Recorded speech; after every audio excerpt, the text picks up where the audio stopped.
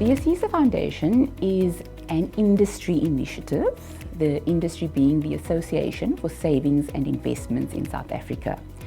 And the Foundation's core mandate is to deliver impactful and effective financial education programs across the country. Wagewise fits into the Foundation's suite of programs that it offers through its focus on low-income workers across South Africa. It was first launched in 2015, but it was launched as Project Capella, and it was done in association with the National Union of Mine Workers and the Sanlam Foundation.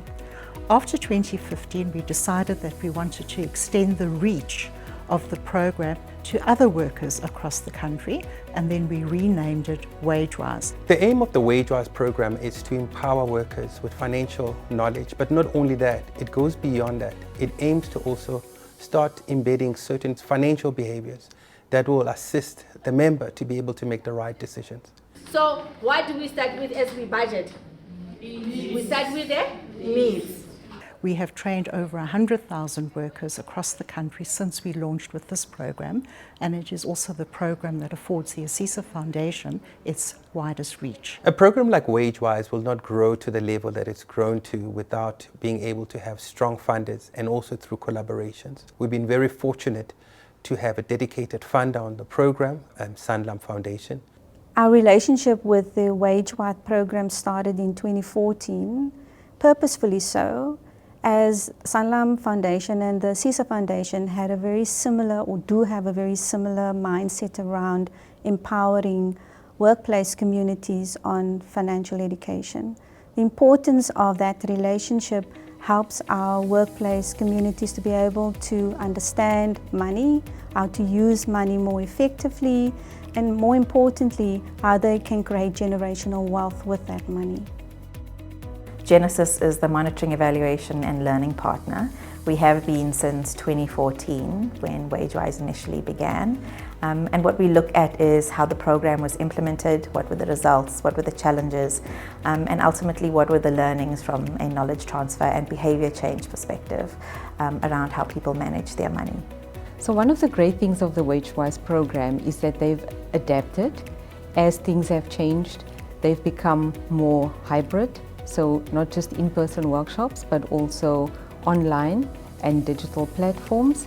And they've really been geared well to, for example, when the two-pot system came into play, they were ready to include it in their training, and it forms part of the training program now.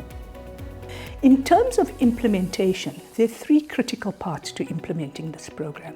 We work nationally across 9 provinces in quite a decentralized fashion, meaning that we've got facilitators who are located in the provinces across the country.